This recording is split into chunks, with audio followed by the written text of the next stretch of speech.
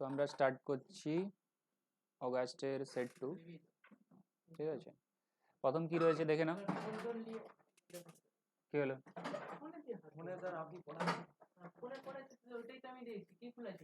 XYZ PQR এর মধ্যে transaction হয়েছে। ঠিক আছে, XYZ PQR এর মধ্যে ট্রানজেকশন হয়েছে, তোমাকে ফিল আপ করতে হবে document, fill up necessary document on the behalf of company mark in bold। যে কোম্পানির বোল্ড করে দেওয়া রয়েছে সেই কোম্পানির বিহাফে তুমি ডকুমেন্ট ফিল আপ করবে প্রত্যেকটা ট্রানজেকশনে। আর জার্নাল এন্ট্রি পাস করবে কিন্তু দুটো কোম্পানিতেই, বোথ কোম্পানিতেই। তার মানে এখানে দুটো কোম্পানির মধ্যে ট্রানজেকশন হয়েছে সেটা বলে দিয়েছে। বোল্ড যে কোম্পানি রয়েছে তাতে শুধুমাত্র তুমি ডকুমেন্ট ফিল আপ করবে, তার বিহাফে ডকুমেন্ট ফিল আপ করবে, কিন্তু জার্নাল এন্ট্রি করবে দুজনের বিহাফে। এটাই বলতে চাই। না, তোমাকে দুজনের বিহাফেই কাজ করতে হবে। দেখতে হবে যে ট্রানজেকশন যেটাতে রয়েছে ট্রানজেকশনে কার নামে বোল্ড আছে, মানে কার নামটা বোল্ড করে দেওয়া রয়েছে, যার নাম বোল্ড করা আছে তার ডকুমেন্ট ফিল আপ হবে। ঠিক আছে, ওটাই বলতে চাইছি। তাহলে প্রথম ট্রানজেকশনে দেখো কার নাম বোল্ড আছে, XYZ এর বিহাফে তুমি ডকুমেন্টটা ফিল আপ করবে, কিন্তু জার্নাল এন্ট্রি দুজনের বিহাফেই করবে। তো কি বলেছে দেখো, 1 অগাস্ট XYZ লিমিটেড অ্যাডভান্স নিয়েছে কার কাছ থেকে? 2,50,000 অ্যাডভান্স নিয়েছে, RTGS এর থ্রুতে নিয়েছে, PQR এর কাছ থেকে নিয়েছে, কোথায় মেনশন আছে? ফর্ম PQR আছে। কি জন্য নিয়েছে? For providing service. সার্ভিসটা কি? মোবাইল টাওয়ার ইনস্টল করা। কোথায় হবে? উত্তরাখণ্ডে। এ তো কিছু বলা আছে। তাহলে তোমার ট্রানজেকশনে কোথায় ইনস্টল হচ্ছে সেটা তো দেখার দরকার নেই, তোমাকে দেখতে হবে যে সার্ভিস কাকে দেওয়া হচ্ছে। আর এখানে যেহেতু পার্টির নাম মেনশন রয়েছে তার মানে ধারেই হচ্ছে, তাই তো? তার মানে কার বিহাফে এখানে ডকুমেন্ট ফিল আপ করতে হবে বলে দিয়েছে, বোল্ড করা রয়েছে XYZ এর বিহাফে। তাহলে আমরা আনসার শিটে চলে যাব। আনসার শিটে প্রথম শিট কি আছে? প্রথম শিফট কি আছে? প্রথম শিট রিসিপ্ট কপি। তার মানে এই যে অ্যাডভান্সটা নিল, কে নিল? PQR কোথায় নিল? XYZ নিল। তো XYZ কে কি দিতে হবে তাহলে? রিসিপ্ট কপি দিতে হবে। তুমি টাকা নিয়েছো, তোমাকে রিসিপ্ট কপি দিতে হবে। XYZ টাকা নিয়েছে অ্যাডভান্স 2.5 লাখ টাকা, রিসিপ্ট কপি দেবে। তাহলে প্রত্যেকটা ডকুমেন্টের নাম্বার থাকে, তো নাম্বার ফিল আপ করো, ডকুমেন্টের নাম্বার। তাহলে তুমি যে কোনো নাম্বার দিতে পারো। তো আমি রিসিপ্টের RP দিয়ে দিচ্ছি, /01 দিয়ে দিচ্ছি। কোন ডেটে হয়েছে, মানে কোন ইয়ারে হয়েছে? 1920-তে, 1920 দিয়ে দিচ্ছি। ঠিক আছে, 1920-তে হয়েছে না, 1920 দিয়ে দিলাম।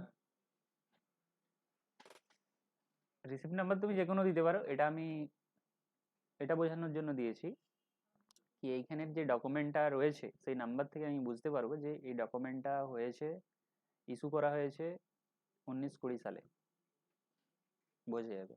সেই জন্য এইভাবে দেওয়া হলো। যে কোনো দিতে পারো, কোনো অসুবিধা নেই। তো এরপরে কবে তাহলে ইস্যু হয়েছে? যে ডেটে টাকা রিসিভ হয়েছে, কবে রিসিভ হয়েছে? 1 অগাস্ট। তাহলে তোমাকে ওই ডেটেই নর্মালি কি হবে, ইনভয়েস রিসিপ্ট কপি দিতে হবে। কার কাছ থেকে টাকা রিসিভ করেছো? তোমাকে তাহলে এগুলো টাইপ করতে হবে, আমি পেনে লিখছি, টাইপ করতে হবে। কিসের থ্রুতে পেয়েছো? RTGS এর থ্রুতে। তাহলে এখানে চেক, ড্রাফট সব তো কিছুই হবে না, তো এখানে তো RTGS এর কোনো অপশন নেই।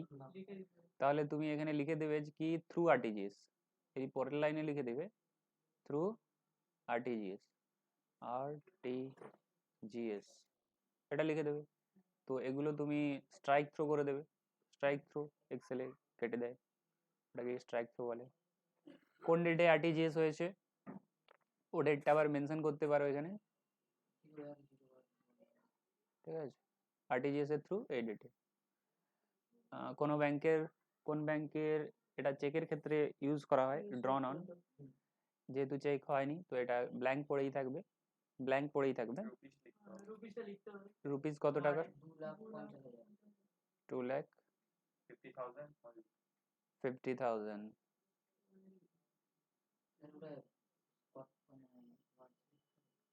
ওয়ার্ডসে লিখতে হবে, ওখানে তো লেখা রয়েছে রুপিস।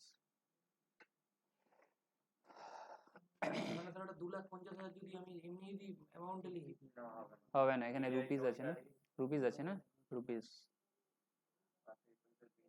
এদিকে তাহলে কোনো বিলের এগেইনস্টে রিসিভ করছো কি? তাহলে তুমি বিল নাম্বার লিখতে পারবে কি? পারবে না। তো এখানে তুমি কি লিখবে? অ্যাজ অ্যাডভান্স লিখে দিতে পারবে, অ্যাজ অ্যাডভান্স। বিল নাম্বার তো দিতে পারছো না, অ্যাজ অ্যাডভান্স। তো কত টাকা রিসিভ করলে? 2,50,000। এইখানে তোমাকে নাম্বারে দিতে হবে, ফিগার্সে। হ্যাঁ, এখানে ফিগার্স লিখতে হবে। আচ্ছা, ডেট আবার দিতে পারো যে 1 তারিখে রিসিভ হয়েছে অ্যাডভান্স, ঠিক আছে? তাহলে অ্যাজ অ্যাডভান্স, এখানে তুমি কোনো বিলের এগেনস্টে পাচ্ছ না। বিল নাম্বারটা কখন মেনশন হতো? যদি তুমি আগে সেল করেছিলে, পরে টাকা রিসিভ করেছো, তাহলে সেল করার সময় বিল দিয়েছিলে, সেই কেসে বিল নাম্বার মেনশন করতে হবে। এখানে যেহেতু বিল ইস্যু হয়নি, হ্যাঁ, বিলের ডেট, বিলের নাম্বার মেনশন করতে হবে। এখানে এসব কিছু করতে হচ্ছে না, অ্যাজ অ্যাডভান্স বলে, ঠিক আছে? তাহলে জার্নাল এন্ট্রি কি হবে? তোমার তো ডকুমেন্ট ফিল আপ হয়ে গেল, কিন্তু বোথ বোথ কোম্পানির বিহাফে জার্নাল করতে হবে। বলো তাহলে তারিখ তো অ্যাকার্ড,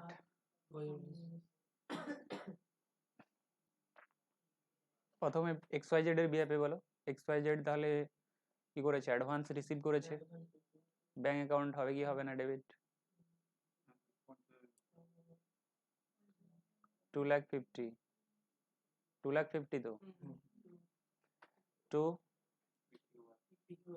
PQR অনলি লিখলে হবে না, কি লিখতে হবে? Advance from PQR। Only PQR লিখলে হবে না, অ্যাডভান্স লিখতে হবে, কারণ এটা তো অ্যাডভান্স। বুঝতে পারলে? তো 2,50,000, এটাতে কি লিখবে? PQR কি দেখাবে? PQR তো টু ব্যাংক দেখাবে, কিন্তু ডেবিট কি করবে?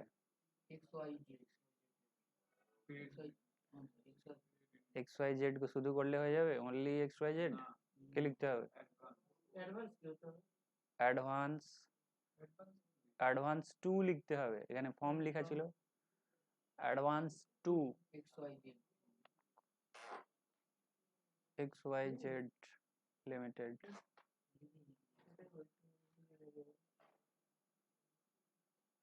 কমপ্লিট হয়ে গেল। এবার ন্যারেশন তুমি লিখবে যে অ্যাডভান্স রিসিভ হয়েছে থ্রু RTGS। এখানে বলবে যে অ্যাডভান্স পেমেন্ট হয়েছে থ্রু RTGS, অ্যাডভান্স দেওয়া হয়েছে। এরপরে আমি কোশ্চেনে চলে যাব, কি বলা আছে। 5 তারিখে কি হয়েছে?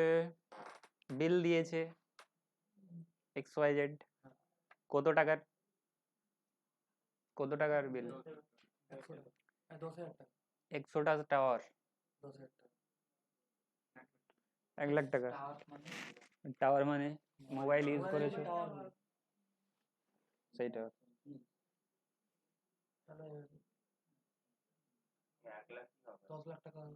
কত হবে? 10 লাখ হবে। 100টা টাওয়ার ইনস্টল 10,000 করে, 100টা টাওয়ার। তাহলে কাকে ইস্যু হবে বিল? বিল কাকে ইস্যু হবে? PQR কে। তাহলে PQR কোথায় লিখছি? এই ব্ল্যাঙ্কে লিখতে হবে তোমার। তো বিলের নাম্বার থাকবে কি থাকবে না? তো INV দিয়ে দেবে, ইনভয়েস /01। 01 আমি কেন দিচ্ছি? 1 নম্বর বিল। নর্মালি কি হয় 1 2 3 4 করে এরকম বিল নাম্বার বাড়তে থাকে। তো 2019 to 20, ডেট 5 তারিখ,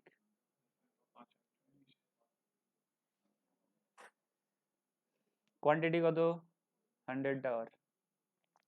সার্ভিসের নাম কি আছে? ইনস্টলেশন অফ টাওয়ার রেট কত করে আছে? টোটাল 10 লাখ।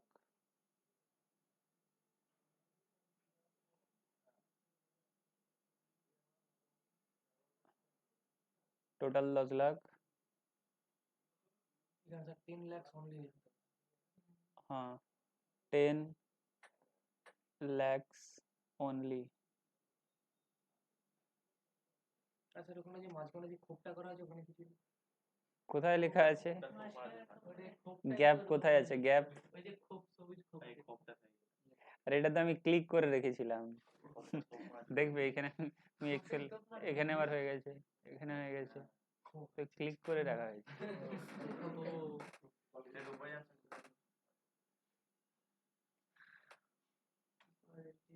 আর কিছু?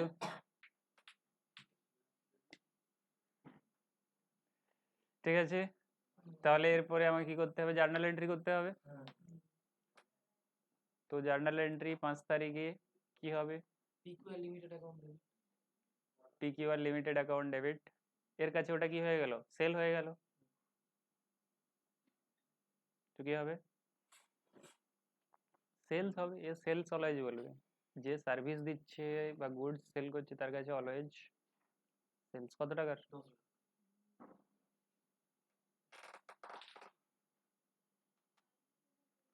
আর এখানে 5/8/2019 কি বলবে? পারচেজ বলবে না। ও যে সার্ভিসটা নিচ্ছে ও কি ওটা বিক্রি করবে? বলো। আমরা পারচেজ কখন দেখাই?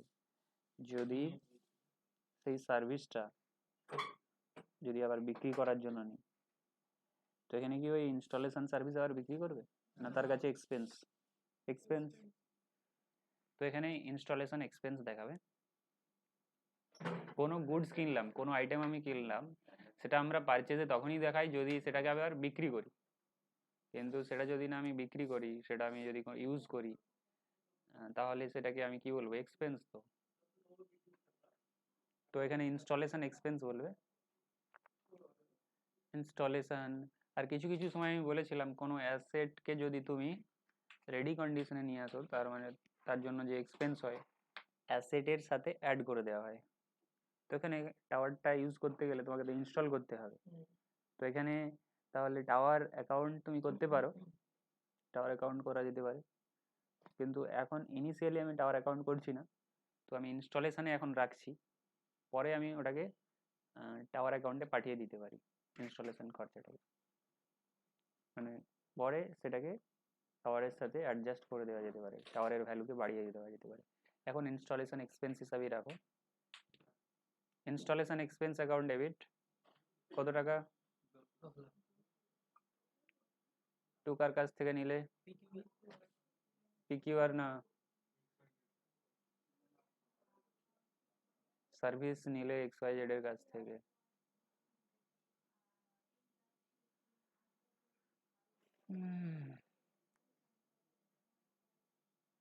আচ্ছা এরপরে এসে যাও, তাহলে নারেশন দেবে যে installation service provided, installation service received, installation service provided being installation service provided, installation service received. এরপরে কি আছে?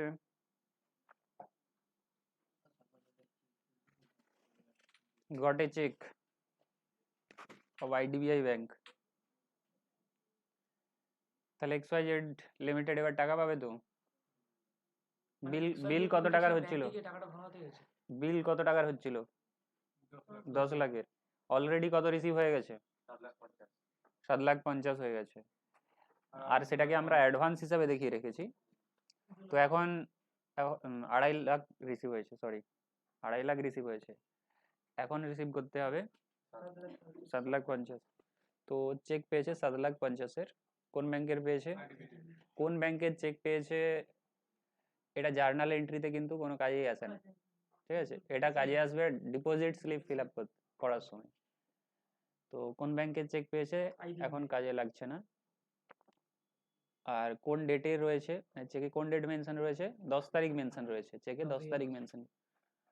সেটা কোথায় জমা করেছো? তাহলে জার্নাল এন্ট্রি করার সময় তোমার কোন ব্যাংকে জমা হচ্ছে সেটা মেন কথা, ওয়েলথি ব্যাংকে। ওয়েলথি ব্যাংক অ্যাকাউন্ট দিবে। হ্যাঁ, কোন ব্যাংকের চেকটা কোন ব্যাংকের সেটা দেখার দরকার নেই, তুমি টাকাটা কোন ব্যাংক মানে চেকটা কোন ব্যাংকে জমা করেছো, কারণ ব্যাংকের ব্যালেন্স তো বাড়বে সেই ব্যাংকের অ্যাকাউন্টের না। তো ওয়েলথি ব্যাংকে জমা করেছো সিসি অ্যাকাউন্টে, তাহলে সিসি অ্যাকাউন্টের ব্যালেন্সের এফেক্ট হবে। তাহলে সিসি অ্যাকাউন্টের ব্যালেন্সকে কি করবে, ডেবিট করবে। আচ্ছা, তার আগে আমরা দেখে নেবো কোনো ডকুমেন্ট ফিল আপ করতে হবে কি এক্স ওয়াই জেড এর বিয়াপে। জার্নাল এন্ট্রিতে পরে আসছি, প্রথমে ডকুমেন্ট ফিল আপ করে নাও যে চেক ইস্যু করেছে, কি ডকুমেন্ট আছে দেখে নেব। এটা তো হয়ে গেছে, এরপর এটা দেখো চেক জমা করেছে, আইডিবিআই ব্যাংকের চেক। এই যে ডিপোজিট স্লিপটা কোন ব্রাঞ্চের, ওয়েলথি ব্যাংক কোন ব্রাঞ্চের, রেবন রোড কলকাতা ব্রাঞ্চে।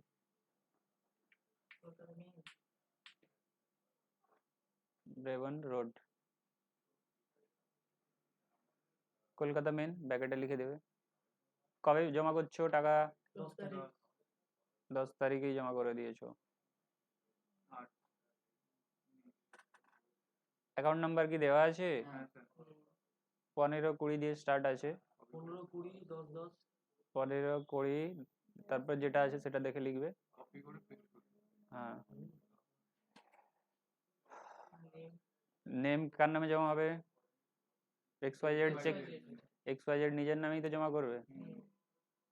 পার্টিকুলার্স কি হবে, ডু নট টাচ, বডিতে কারো টাচ করবে না, ঠিক আছে।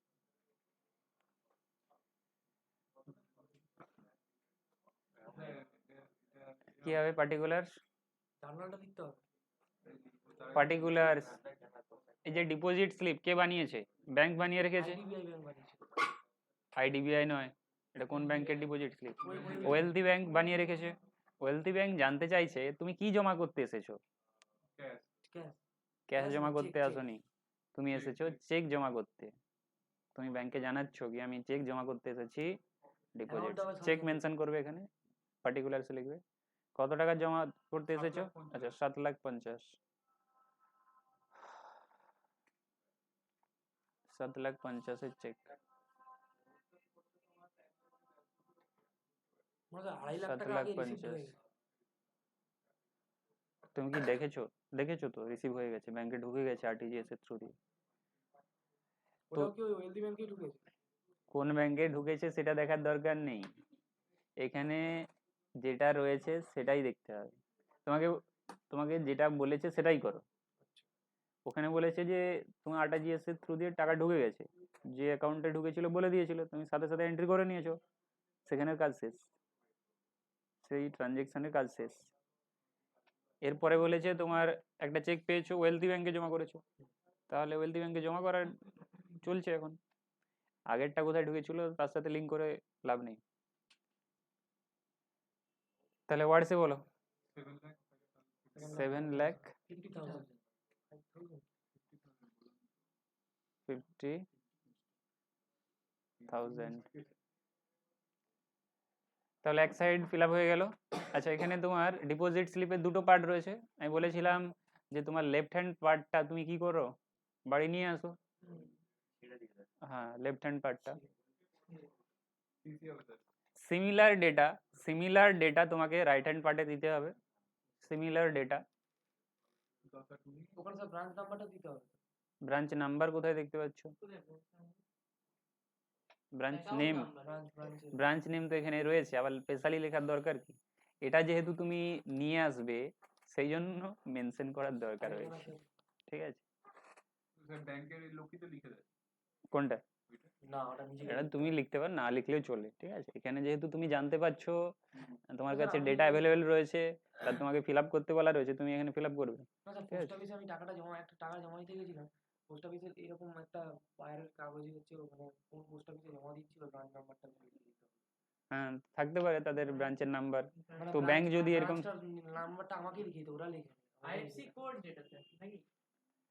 হ্যাঁ, আইএফএসসি কোড হতে পারে, এবার ব্রাঞ্চের নাম্বারও আলাদা হতে পারে, ব্রাঞ্চের নাম্বার আলাদা হয় না, ওই আইএফএসসি কোডটাই, ঠিক আছে।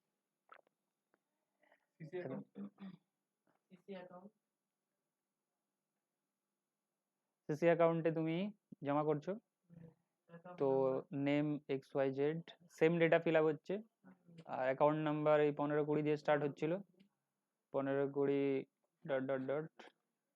আচ্ছা, কোন ব্যাংকের চেকটা জমা করছো? ওয়েলথি ব্যাংকে জমা করছো? IDBI ব্যাংকের চেক? তাহলে IDBI ব্যাংকের চেক এখানে লিখবে। কোন ব্রাঞ্চের চেক বলা আছে কি? বলা নেই, তাহলে ছাড়ো। চেক নাম্বারও বলা নেই, চেক নাম্বারও বলা নেই, চেক নাম্বার বলা নেই, তাহলে ব্ল্যাঙ্ক থাকবে এগুলো। কোন ডেটের চেক আছে? 10 তারিখের চেক। চেকে ডেটটা মেনশন রয়েছে, সেটা হচ্ছে 10 তারিখ মেনশন রয়েছে। তাহলে এখানে তোমাকে লিখতে হবে, যে কোনো একটা জায়গায় বসাবে, উপরেরটাতেই বসিয়ে দেবে যে কত টাকার চেক, 7,50,000। স্যার বলছি এখানে 1000, 500, 100 না, ওটা যদি ক্যাশ হতো তাহলে বলতে তো, এখানে জাস্ট ওগুলো বলতে হবে যে তুমি 1000 টাকার নোট কটা নিয়েছো, 500 টাকার নোট কটা নিয়ে এসেছো, ঠিক আছে। এখানে অত কিছু করার দরকার নেই, শুধুমাত্র 10,50,000। তুমি 10,50,000 উপরে না দিয়ে জাস্ট নিচেই বসিয়ে দিতে পারো। হ্যাঁ, 7,50,000, তো উপরে না বসিয়ে নিচে বসিয়ে দিতে পারো, এই জায়গাটা না বসালেও চলবে, ঠিক আছে।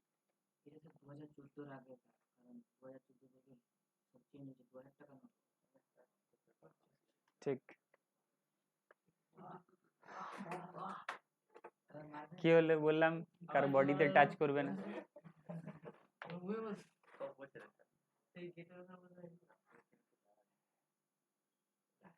তাহলে 750,000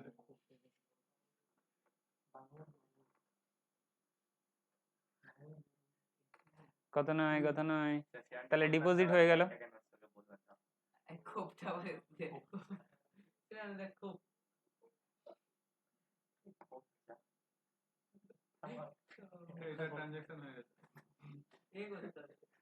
আচ্ছা, চেক যে রিসিভ হলো তাহলে এন্ট্রি করতে হবে কত তারিখে হয়েছে, 10 তারিখে তো। কোন ব্যাংকে জমা হয়েছে? ওয়েলথি ব্যাংকে। এদিকে দেখো কি হবে বলো, কি অ্যাকাউন্ট ডেবিট হবে? ওয়েলদি অ্যাকাউন্ট, ওয়েলদি ব্যাংক অ্যাকাউন্টে যেহেতু টাকাটা জমা করে দিলে ওয়েলদি ওয়েলথি ব্যাংকের কোন অ্যাকাউন্টে? CC. Wealthy bank CC account বলতে হবে, সিসি অ্যাকাউন্ট, সিসি Well- পুরো নাম কি? Credit note. Cash credit account. তুমি স্টক দেখিয়ে ব্যাংকে স্টক দেখাবে যে আমার 8 লাখ টাকার স্টক রয়েছে, আমাকে লোন দিন। তোমাকে 8 লাখ টাকা দেবে না, কিছু কম লোন দেবে, 75% বা 50%, 4 লাখের লোন। স্টক দেখিয়ে লোন নেওয়াকে বলা হয় সিসি লোন। তো CC wealthy bank CC account debit হয়ে যাবে। টু কার কাছ থেকে পেলে? PQR। কত টাকা পেলে? আইডিবিআই ব্যাংক হতে হবে না? টাকাটা কোথায় জমা হয়েছে? Wealthy bank account. Wealthy bank, তাহলে ওয়েলথি ব্যাংক অ্যাকাউন্টেই ডেবিট হবে। কোন ব্যাংকের চেক তুমি পেয়েছো সেটা দেখার দরকার নেই। আমি তোমাকে IDBI ব্যাংকের চেক দিলাম, কিন্তু তুমি ওয়েলথি ব্যাংকে গিয়ে জমা করেছো, তাহলে ব্যাংক ব্যালেন্স কোনটায় বাড়বে? ওয়েলদি ব্যাংক কি করবে? তো ওয়েলথি ব্যাংকেই তো ডেবিট করতে হবে ব্যাংক অ্যাকাউন্ট, বুঝতে পারলে? তো 7,50,000 PQR এর বিহাফে।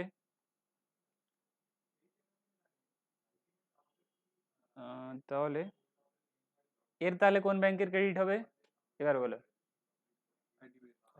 হ্যাঁ, IDBI ব্যাংকের ক্রেডিট হবে, কারণ যে ব্যালেন্স কমবে কোন ব্যাংকের কমবে? IDBI ব্যাংক থেকে কমবে। তাহলে চেকটা কাকে দিচ্ছে? XYZ।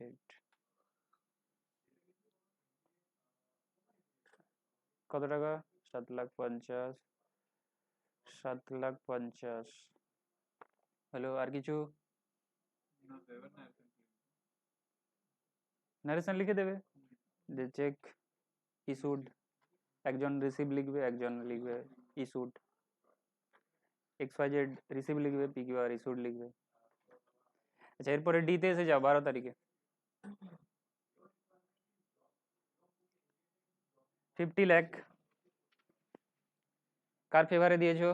Prime minister fund. কিসের জন্য? অসম আসামের হচ্ছে বন্যা ত্রাণ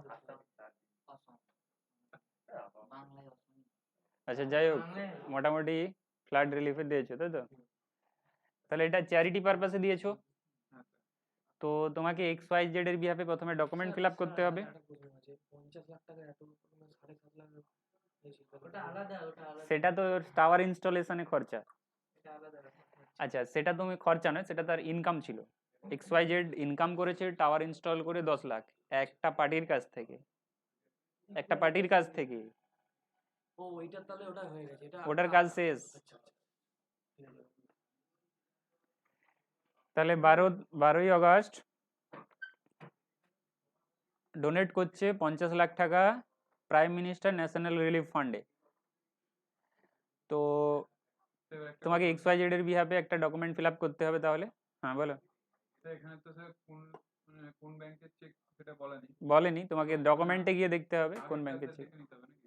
এখানে সিট বলা আছে দেখো, সিট 4-এ চেক দেখতে পাচ্ছ, সিট 3-তে তোমাকে ডিপোজিট স্লিপ বলেছে, সিট 4-এ তাহলে বলে দিয়েছে চেক একটা দিয়ে দিয়েছে, তার মানে বুঝতে হবে যে ওই 50 লাখের চেকটাই প্রাইম মিনিস্টার ন্যাশনাল রিলিফ ফান্ডের জন্য এটা ফিল আপ করতে হবে। ঠিক আছে, তো ডকুমেন্ট ফিল আপ করো। পে কাকে পে হবে? Prime minister national PM national relief fund. কত তারিখে? 12/8/2019 রুপিস কত? 50 লাখ। অনলি লিখতে হবে। অনলি এখানে তাহলে ওয়ার্ডসে লিখবে, সরি ফিগারসে লিখবে।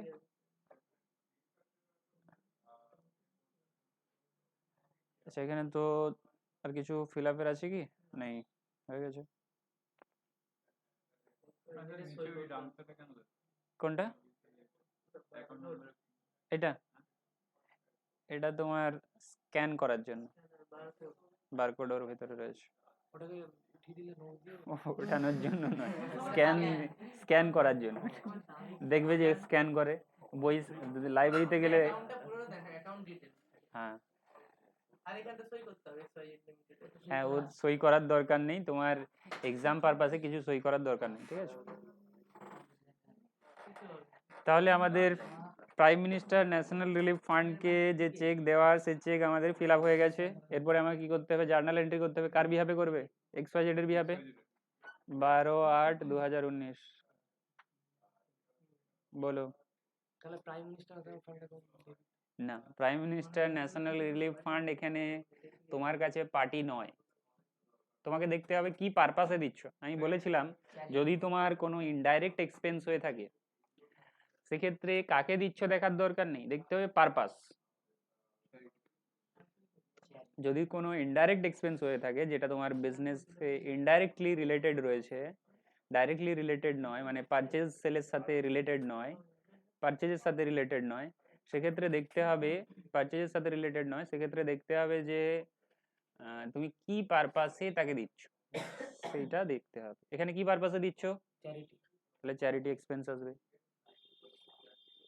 একটা কথা বলবো স্যার। হ্যাঁ স্যার আমি স্যার রেস্কিউ মেটালিক্সের মানে কারখানাটার সামনে রাস্তাটায় স্যার পুলিশের যে ব্যারিকেডটা হয় ওটা স্যার রেস্কিউ মেটালিক্সের বানানো। তাহলে সব এটা তো অ্যাডভার্টাইজমেন্ট হবে না চ্যারিটি হবে? জায়গাটা কার? জায়গাটা গভর্নমেন্ট। গভর্নমেন্টের, তুমি জানো হ্যাঁ sure? High road sir, high road তো গভর্নমেন্ট। ওটা অ্যাডভার্টাইজমেন্ট হবে না, এটা তোমার তুমি অ্যাসেট হিসাবে বলতে পারো, অ্যাসেট। তুমি ডেফার্ড রেভিনিউ এক্সপেন্ডিচার বলতে পারো, কি আমার এটা ডেফার্ড রেভিনিউ এক্সপেন্ডিচার হিসেবে আমি দেখাতে পারি, যেখানে তুমি ওই যে খরচাটা হলো সেটা খরচাটাকে তুমি কিছু কিছু করে 3 বছরে 4 বছরে দেখাতে পারো খরচা হিসাবে। এখন অ্যাসেট হিসাবে রাখলে পরে সেটাকে একটু একটু করে প্রফিট অ্যান্ড লসে দেখালে ওটা ডেফার্ড রেভিনিউ এক্সপেন্ডিচার। আচ্ছা তাহলে আমাদের এখানে চ্যারিটি এক্সপেন্স হয়ে গেল। ন্যাশনাল রিলিফ ফান্ডে যেটা দিয়েছে, কত টাকা দিয়েছে? 50,000, 50 লাখ। তো চ্যারিটি এক্সপেন্স কোন ব্যাংকের অ্যাকাউন্ট থেকে টাকা কমবে? Wealthy bank. Wealthy bank. Wealthy bank 50 lakh কমে যাবে। তাহলে আর কিছু আছে কি? কাজ তো শেষ না, এখনো আছে। 15 তারিখে রয়েছে আরেকটা, কি বলেছে?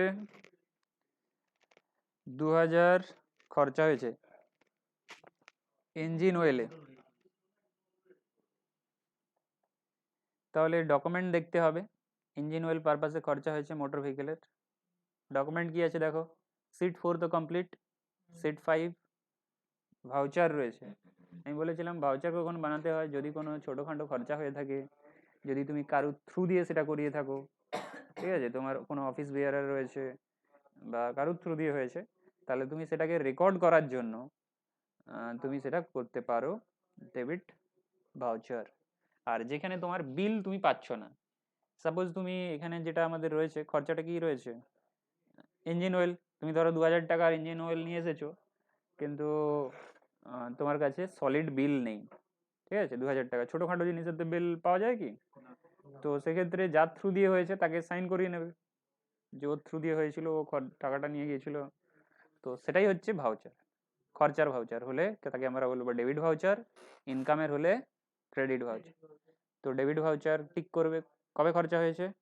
15 তারিখ আগস্ট মাসে 2019। তো পেই কার থ্রু দিয়ে হয়েছে এখানে বলা আছে কি? পেই কার থ্রু দিয়ে হয়েছে বলেছে কি? কার থ্রু দিয়ে হয়েছে বলেনি।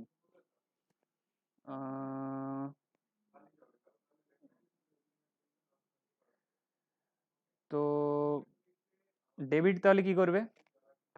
আচ্ছা, in respect of engine oil, এখানে তুমি ডিটেলে লিখবে ইঞ্জিন অয়েল। কিসের engine oil? Of motor vehicle ছিল, মোটর ভেহিকেলস, মোটর ভেহিকেল। আচ্ছা, ডেবিট তাহলে কি লিখবে? অ্যাকাউন্ট। এরপরে ডেবিট অ্যাকাউন্ট করবে, কি অ্যাকাউন্টে ডেবিট করবে? ইঞ্জিন অয়েলের যে খরচা, well and fuel expense account. Well and fuel account শুনেছো কি শোনোনি? ওয়েল অ্যান্ড ফুয়েল অ্যাকাউন্ট করবে।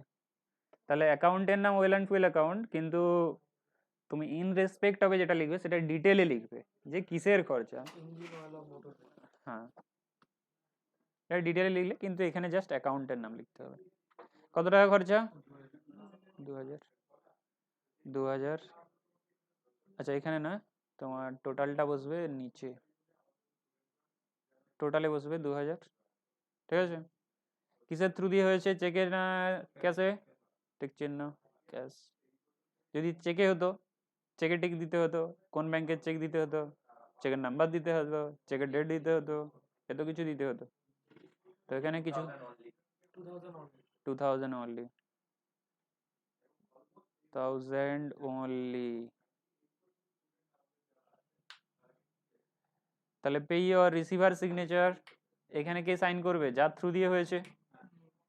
তো এখানে তো আমাদের এখানে মেনশন করা নেই কার থ্রু দিয়ে হয়েছে, যদি এখানে রামের থ্রু দিয়ে হতো রাম লিখতে আর রাম সাইন করে দিত। তো এখানে আমাদের নেই, আমরা লিখতে পারলাম না পেই কে হবে। ঠিক আছে, তাহলে তোমাকে এতটাই ফিল আপ করতে হবে। তাহলে এখানে দেখো, একজন পাস করছে, আরেকজন টাকা দিচ্ছে, দুজন কেন থাকে? যাতে ফ্রড কম হয়। একজনই যদি সবকিছু করে নেবে তাহলে তো সে সবকিছু সেই হিসাব রাখবে, সেই টাকা বের করে নেবে। সেই জন্য 2-3 জন থাকে একটা ট্রানজেকশনকে কমপ্লিট করার জন্য। আচ্ছা, ভাউচার তো ফিল আপ হয়ে গেল, এইভাবে ফিল আপ করতে হবে। পাস্ট বা এগুলো কিছু করতে হবে না? এগুলো তোমাকে কিছু করতে হবে না, আচ্ছা, এগুলো মানে এই সাইনটা করতে হবে। এগুলো কিছু সাইন টাইন কিছু করতে, এগুলো যখন প্র্যাকটিক্যালি কাজ হবে তখন যে যা সাইন করবে। এখানে তুমি কি তোমার সাইন বসাবে না? যতটা ফিল আপ করার অ্যাভেলেবেল ডেটা থেকে ফিল আপ করবে, ঠিক আছে। এইসব ফিল আপ করার পর এবার তুমি জার্নাল এন্ট্রিতে চলে যাও। কার বইতে হবে জার্নাল এন্ট্রি? 15 তারিখ, XYZ এর বইতে 15 তারিখ, 15/8/2019। কি হবে? Oil and fuel. Oil and fuel, fuel expense, oil and fuel account বা এক্সপেন্স ওখানে জুড়তে পারো, কোনো অসুবিধা নেই। Oil and fuel expense account, debit to cash, ক্যাশেই হয়েছে। কত টাকা? 2000। হয়ে গেল কতর মধ্যে করে? পুরোটা 30 মার্কস 30 মিনিটের মধ্যে করতে হবে তার মানে বুঝতে পারছো কতটা স্পিডে টাইপিং করতে হবে